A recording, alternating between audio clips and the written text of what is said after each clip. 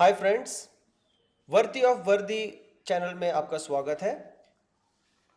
Student those are preparing for CDS, NDA या फिर कोई भी डिफेंस एग्जामिनेशन, ये चैनल में हम आपको करंट अफेयर्स बहुत ही डेप्थ में समझाएंगे और बहुत ही डिटेल में समझाएंगे, जो आपके UPSC examination plus SSB interview के लिए बहुत काम में आएगा। ठीक है, तो वीडियो शुरू करने से पहले हम ये देखेंगे, पिछले हफ्ते सुप्रीम कोर्ट इन्होंने इलेक्टोरल बॉन्ड्स ये जो स्कीम आया था गवर्नमेंट का, इसको कैंसिल करने की ऑर्डर दी है। अभी ये इलेक्टोरल बॉन्ड क्या है, अभी गवर्नमेंट इससे नाराज क्यों है, ऑपोजिशन पार्टी इससे खुश क्यों है, बाकी पॉलिटिकल पार्टी खुश है, तो हम इसको पहले समझेंगे। ये चैप्टर समझने के पहले, ये इलेक्टोरल बॉन्ड समझने के पहले हमको ये समझना चाहिए कि भाई करप्शन क्या होता है। ओके, और नेता लोगों के पास पैसे आता कि कहाँ से। तो देखिए, यहाँ पे एक कंपनी, अगर हम बात करेंगे एक कंपनी के बारे में, तो ये जो कंपनी है, गवर्नमेंट का एक रूल है कि इनका 2% जो प्रॉफिट वैल्यू होता है, इसको कॉर्पोरेट सोशल रेस्पॉन्सिबिलिटी के नाम में हर साल करना चाहिए। तो बहुत सारे कंपनी क्या करते हैं, गवर्नमेंट स्कूल, गवर्नमेंट कॉलेज में जाके बेंच रेडी करते हैं, टॉयलेट की व्यवस्था करते हैं, राइट। तो ये है कंपनी का जो 2% का जो प्रॉफिट के नाम में वो कॉर्पोरेट सोशल रेस्पॉन्सिबिलिटी करता है। लेकिन होता क्या है, अभी यहां पर एक पॉलिटिशियन है, ठीक है, समझो एक पॉलिटिशियन है। ये पॉलिटिशियन सीधा जाता है कंपनी के पास और डिमांड करता है पैसे की, और कंपनी, इमेजिन, ये पॉलिटिशियंस को पैसे देती है, और कंपनी गवर्नमेंट को ये बताती है कि मैंने 2% का जो कॉर्पोरेट सोशल रेस्पॉन्सिबिलिटी है मैंने कर दिया। लेकिन होता क्या है, पैसा गया किसको, ये गया पैसा पॉलिटिशियन को। ठीक है, तो ये जो है, ये जो मनी है, इसको हम ब्लैक मनी बोलते हैं, या फिर हम बोलते हैं इसको एक टाइप ऑफ करप्शन। तो 2014 में बीजेपी गवर्नमेंट जब पावर में आई थी, जब सत्ता में आई थी, तो उन्होंने बताया था कि ठीक है, हम इस टाइप के करप्शन को हम बंद करने वाले हैं। तो जब ये वादा किया था, इमिडिएटली 2014 में और 2015 में एक स्कीम लाया गवर्नमेंट ने। ये स्कीम का नाम है इलेक्टोरल बॉन्ड्स। ओके, ये स्कीम का नाम है इलेक्टोरल बॉन्ड। अभी what is this electoral bond. अभी मानो कि एक पॉलिटिशियन है, अभी इनको पैसा चाहिए। ओके, तो एक कंपनी है, ओके, और ये कंपनी को समझो कि ये पॉलिटिशियन को पैसा देने में ये कंपनी को इंटरेस्ट है, समझो, ठीक है। तो ये कंपनी अभी डायरेक्टली इनको पैसा नहीं दे सकती। ओके, डायरेक्टली पॉलिटिशियन को पैसा नहीं दे सकती, कंपनी को बैंक में पैसा डिपॉजिट करना पड़ेगा। ओके, कंपनी को बैंक में डिपॉजिट करना पड़ेगा और बॉन्ड बनाना पड़ेगा।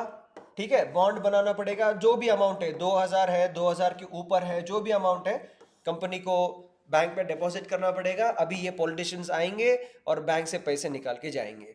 इसका मतलब क्या होता है, जब पैसा बैंक में आता है तो कंपनी का pan card number etcetera detail सब बैंक के पास आ जाता है। जब कोई पैसा निकालता है, कुछ बड़ा रकम है, तो पॉलिटिशियंस का जो नंबर होता है, पैन कार्ड नंबर या कुछ डिटेल्स होता है, वो बैंक के पास आ जाता है। इससे क्या होता है, जो गवर्नमेंट ऑफ इंडिया है, आरबीआई जो है, गवर्नमेंट ऑफ इंडिया जो है, वो इनके ऊपर नजर रखती है, बैंक के ऊपर। खाते में कितना पैसा आया, कितना पैसा गया, ये सारा डिटेल्स गवर्नमेंट के पास होता है। ठीक है, तो इससे क्या हो जाता है कि कौन से पॉलिटिशियन के पास कितना पैसा है, कौन से कंपनी ने कितना पैसा दिया, उसका हमको एक प्रॉपर आइडिया मिल जाता है। ओके, तो ये था स्कीम। तो यहां से क्या हो जाता है कि जो करप्शन है वो बंद हो जाता है। तो ये था आइडिया इलेक्टोरल बॉन्ड्स का।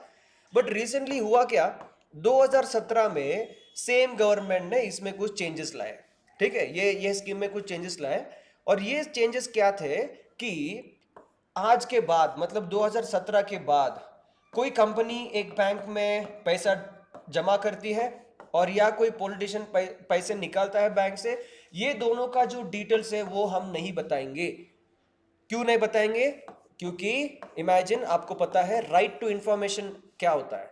अभी राइट टू इंफॉर्मेशन एक्ट के अंदर, ओके, कोई एक व्यक्ति है, उसको अगर कुछ जानना है कि भाई मेरे इलाके में गवर्नमेंट का क्या क्या स्कीम है, ओके, तो उनका डेवलपमेंट कैसा है, पैसा कितना खर्च हो रहा है, तो ये सारा डिटेल्स हम राइट टू इंफॉर्मेशन में सॉल्व कर सकते हैं। 20 दिन में आपको आंसर आ जाएगा। ओके, गवर्नमेंट ऑफिशियल से आंसर आ जाएगा। तो 2017 के पहले ये आरटीआई के अंदर था। लेकिन 2017 के बाद ये जो टॉपिक है ये आरटीआई से हटा दिया। तो ये एक बड़ा इश्यू हो गया। और अभी रिपोर्ट जो आया था उसमें देखा तो 11,000 करोड़ ओके अभी रूलिंग पार्टी को मिला था पिछले 5-6 सालों में। तो ऐसे कुछ रिपोर्ट दिया इस नो बहुत सारे पॉलिटिकल पार्टी है जिन्होंने 600 करोड़ 500 करोड़ के मतलब बैंक से लिया है डिपॉजिट। तो ये है इशू।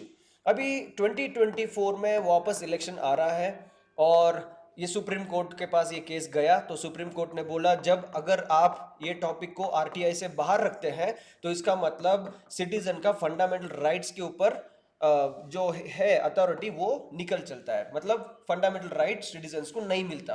तो इसके वजह से सुप्रीम कोर्ट ने बोला कि ये जो एक्ट है इसको हम इमिडिएटली बंद करना चाहिए। ओके सो ये होता है कि electoral bond, okay this is electoral bond जो स्कीम है ये इस कारण की वजह से सुप्रीम कोर्ट ने बंद किया था। सो दोस्तों अगर आप कोई भी गवर्नमेंट एग्जाम्स लाइक डिफेंस की तरफ आप ट्राई करना चाहते हैं, for example central arm police force है या फिर एसएससी जीडी है या फिर एनडीए सीडीएस है, जो भी डिफेंस एग्जाम्स ट्राई करना चाहते हैं आप इस चैनल को सब्सक्राइब कीजिए वर्दी ऑफ वर्दी, और इस नंबर में आप व्हाट्सएप कीजिए।